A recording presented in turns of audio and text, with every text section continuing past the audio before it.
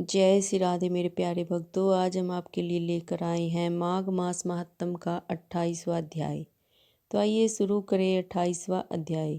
वशिष्ठ जी कहने लगे कि हे राजा दिलीप, बहुत से जन समूह सहित अछोद सरोवर में स्नान करके सुखपूर्वक मोक्ष को प्राप्त हो गए। तब लोमस जी कहने लगे, संसार रूपी इस तीर्थ राजा को सब श्रद्धा पूर्वक देखो। यहाँ पर 33 करोड़ देवता आकर आनंद पूर्वक रहते हैं। यह अक्षय वट है जिसकी जड़ें पाताल तक गई हैं, और मार्कंडे ऋषि प्रलय के समय जिस भगवान के मुख में रहते हैं वह भगवान इसी अक्षय वट का आश्रय लेते हैं। यही शिवजी की प्रिय भक्ति भगीरथी है जिसकी सिद्धि लोग सेवा करते हैं। यह गंगा स्वर्ग के हेतु पताका है। इसका जल पीने मात्र से ही मनुष्य मुक्त हो जाता है। हे मुनि, सभी प्राणी इस नदी को यमुना से मिली हुई पाते हैं। इसका संगम बड़े पुण्य से प्राप्त होता है। इसके स्नान से जन्म मृत्यु रूपी दावानल से कोई नहीं पाता, परंतु ज्ञान प्राप्त करके मुक्त हो जाता है। यहाँ पर स्नान करने से सभी प्राणी बिना ज्ञान के भी मुक्त हो जाते हैं। इसीलिए ब्रह्मा जी ने यहाँ यज्ञ करने की इच्छा की थी।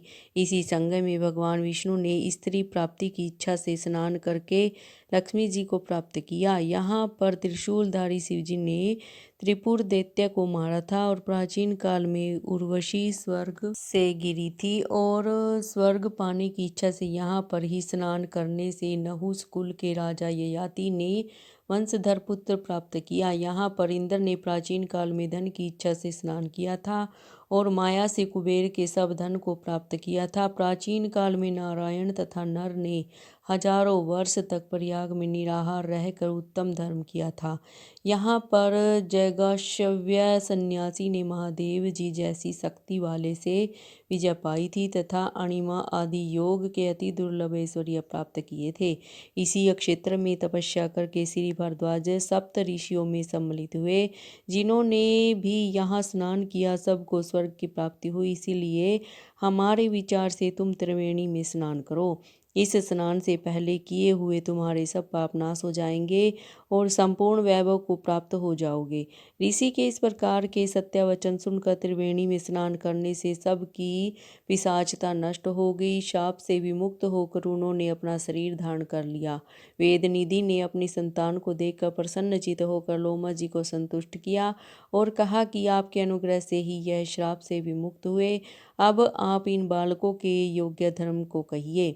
लोमस जी ने कहा कि इस युवा कुमार ने वेदों का अध्ययन समाप्त कर लिया है, इसलिए इन कन्याओं के प्रीतिपूर्वक कर कमलों को ग्रहण करें।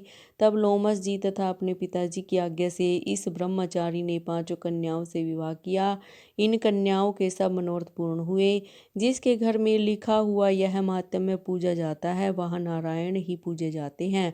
पुष्कर तीर्थ में, प्रयाग में, गंगा सागर में, देवालय में, कुरुक्षेत्र में तथा विशेष करके काशी में इसका पाठ अवश्य करना चाहिए।